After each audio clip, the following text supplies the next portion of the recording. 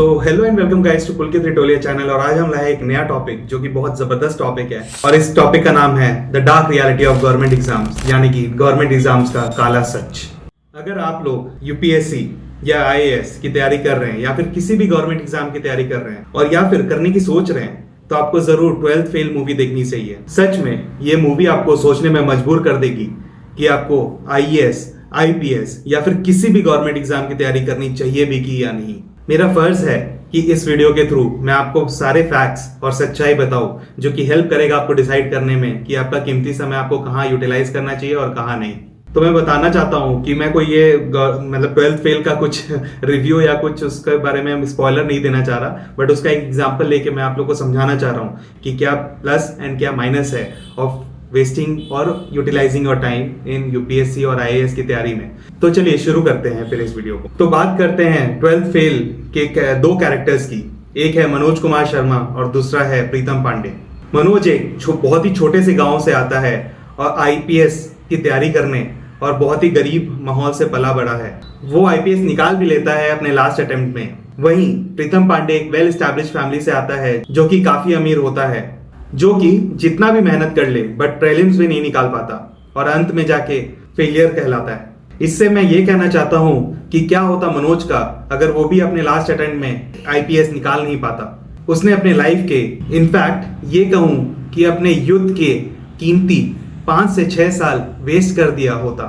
And जब वो कुछ स्किल्स को डेवलप करके प्राइवेट नौकरी ले लेता और कमाई भी शुरू कर देता। सेम यही हाल हुआ होगा प्रीतम पांडे का, जिसने अपने लास्ट अटेम्प्ट तक प्रीलिम्स भी ना निकाला। तो आइए जानते हैं इस ट्रैप के बारे में और डिटेल्स में। इमेजिन करिए कि आपकी उम्र 26 साल है और आपने अपने कीमती 4 से 5 साल एक अकेले कमरे में बैठकर सरकारी नौकरी की तैयारी करने में लगा दिए हैं। अपने सारा एफर्ट्स के बावजूद आप सफल नहीं हो पाते हैं और अब आपके पास ना नौकरी है, ना टाइम है और ना ही कोई स्किल्स है जिसके थ्रू आप कोई एक सरकारी नौकरी या फिर प्राइवेट नौकरी भी ज्वाइन कर सको। ये भले ही आपके लिए एक इमेजिनरी सिचुएशन हो, बट आजकल के यूथ के लिए ये एक हार्श रियलिटी है। यूपीएससी 2022 के रिजल्ट्स को देखें तो एग्जाम में अपीयर होने वाले लगभग 6 लाख और टोटल साधे हुए 11 लाख एप्लीकेंट्स में से सिर्फ 933 कैंडिडेट्स को फाइनली सिविल सर्विसेज में स्थान मिल चुका है और most of the remaining aspirants, आपको जैसा पता ही होगा कि वो अपने तैयारी में लग चुके हैं और फिर नेक्स्ट ईयर वो फिर से एग्जाम यही देंगे और फिर उसके बाद उसमें भी इस तरह से ही हजारों एप्लीकेंट्स आएंगे और जिसमें सिर्फ गिने चुने ही लोग सेलेक्ट होंगे। जब कोई सरकारी नौकरी की तैयारी करना शुरू करता है तो उसके 4 से 6 साल और 6 से 8 लाख रुपए दांव पर लग जाते हैं और सक्सेसफुल होने की प्रोबेबिलिटी कितनी होती है? बहुत कम, 0.1%। और अगर जनरल कैटेगरी की बात माने तो 0.05%। तो ऐसा क्या है यूपीएससी में जो सक्सेसफुल होने की इतनी लो प्रोबेबिलिटी के बावजूद करोड़ों युवा इस करियर ऑप्शन के पीछे भाग रहे हैं? और क्या सच में आज 2023 में गवर्नमेंट जॉब की प्रिपरेशन करना एक स्मार्ट चॉइस है? इसे समझने के लिए हम उन करोड़ों लोगों यानी कि स्टूडेंट्स के डेमोग्राफिक को समझना पड़ेगा जो हर साल गवर्नमेंट जॉब की प्रिपरेशन करते हैं। और इनको हम 2 कैटेगरी में डिवाइड कर सकते हैं। पहले वो जो रूरल एरियाज या टियर 3 सिटीज से आते हैं और दूसरे वो जो अर्बन या सेमी अर्बन यानी कि टियर 1 या टियर 2 एरियाज में से आते हैं। रूरल एरिया एस्पिरेंट्स ये वो लोग हैं जिनके फैमिली की सोर्स ऑफ इनकम इधर फार्मिंग होती है या फिर ब्लू कॉलर जॉब्स। एक स्टडी के मुताबिक टोटल एस्पिरेंट्स बेस के लगभग 65% इसी कैटेगरी से बिलोंग करते हैं और ये वो लोग होते हैं जिनको ये डिसाइड करने का मौका भी नहीं मिलता कि उन्हें सरकारी नौकरी करनी है या भी नहीं। पॉवर्टी से दबे रहने के बाद इनका एक अच्छे कॉलेज से डिग्री लेना या फिर एक स्टार्टअप करना सोच से परे हो जाता है और किसी नॉर्मल कॉलेज से डिग्री लेना भी इनके लिए बहुत बड़ी अचीवमेंट होती है। बट उस डिग्री लेने के बाद भी इनको हार्डली 10 से 12 हजार की नौकरी मिलती है। ऐसे में सरकारी नौकरी एक लौता ऐसा तरीका रह जाता है जिसके थ्रू गरीबी से बाहर निकला जा सकता है इन लोगों के लिए। दूसरी कैटेगरी के बारे में बात करते हैं जो टियर 1 और टियर 2 सिटीज से आते हैं।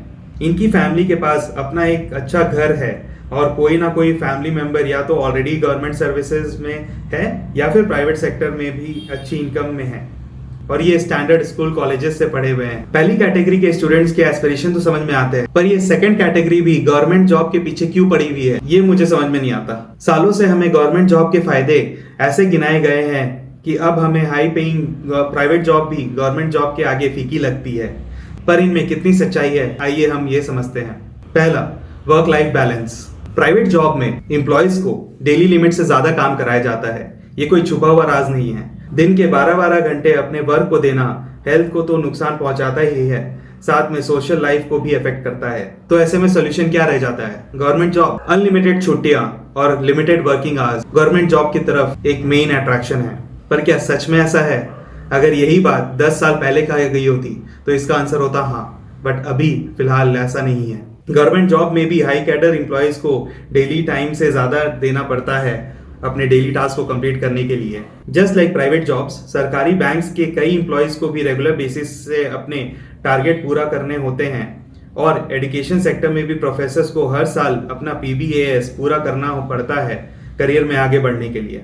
और अगर by some stroke of fate आपकी पोस्टिंग ऐसे एरिया में हो जाती है जहां ज्यादा वर्क नहीं है, तो वहां लाइफ भी नहीं होती है। ये ऐसे जगह होते हैं जहां से आपको नियरेस्ट मार्केट रीच करने के लिए भी घंटों का सफर तय करना होता है। अच्छी हेल्थ और एजुकेशन फैसिलिटीज तो बहुत दूर की बात है। सुबह उठो, दिन भर काम करो, दिन भर गांव वालों का चिक चिक, रात को लाइट का चिक चिक।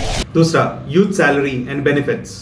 गवर्नमेंट जॉब्स में अच्छा सैलरी और बेनिफिट्स भी मिलते हैं। ये काफी हद तक सच है। जैसे गवर्नमेंट टीचर्स की सैलरी प्राइवेट टीचर्स से कई ज्यादा है, but this is not always the case. In fact most of the private sector jobs offer high salary than government jobs. लेकिन क्वेश्चन ये है कि आर यू कॉम्पिटेंट इनफ?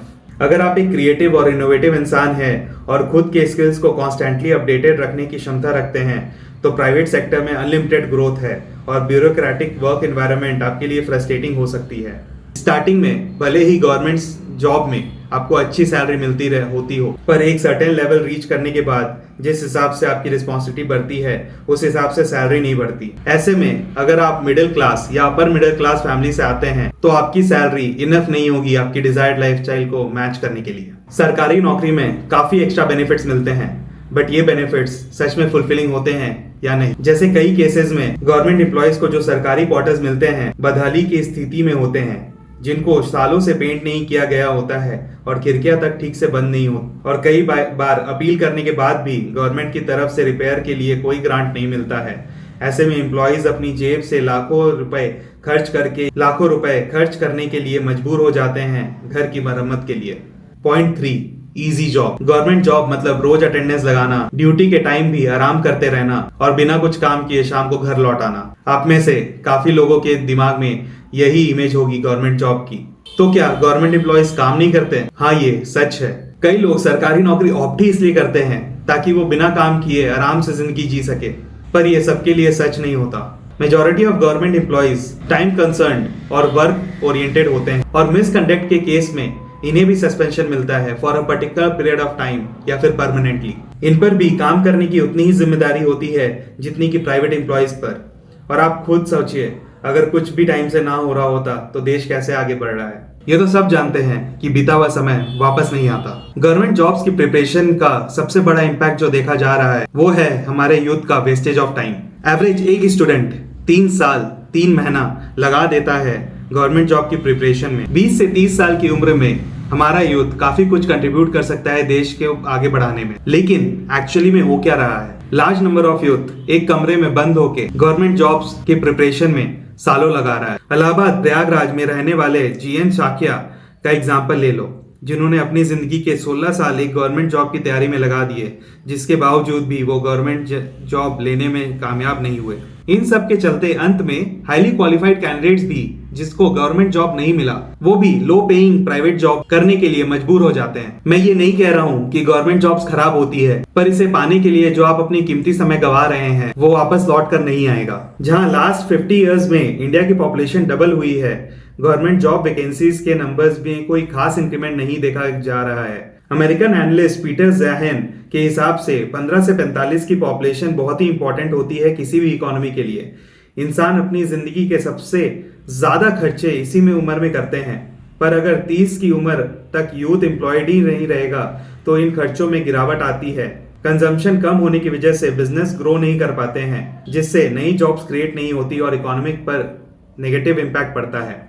लाखों यूथ का चंद सरकारी नौकरी के पीछे भागना इकोनॉमिक क्राइसिस तो है ही, साथ ही में ये एजुकेशन क्राइसिस को भी जन्म दे रहा है। एक इंटरनेशनल सर्वे के मुताबिक इंडियन स्टूडेंट्स काफी ज्यादा क्लासेस बंक करते हैं वेस्टर्न स्टूडेंट्स के मुकाबले। इनमें से most of the students college bunk करके कोचिंग इंस्टीट्यूट जाते हैं जहां पे सरकारी जॉब्स की प्रिपरेशन होती है, और डिग्री सिर्फ इसलिए लेते हैं क्योंकि उन जॉब्स को पाने के लिए ये एक मिनिमम रिक्वायरमेंट होती है। अगर आप एक ठीक ठाक परिवार से आते हैं और आपके पास एक अच्छी कॉलेज की डिग्री है तो आपके पास कई ऑप्शंस है। गवर्नमेंट जॉब एक अच्छा करियर ऑप्शन है, लेकिन केवल तब तक जब तक ये और अनएम्प्लॉयमेंट को जनरेट नहीं करता। तो आज के वीडियो के लिए बस इतना ही है। आई होप आप लोगों को अच्छा लगा हो ये वीडियो, और अगर पसंद आया तो लाइक जरूर करना इस वीडियो को और चैनल को सब्सक्राइब करना। And thank you so much for watching this video. Bye bye, take care.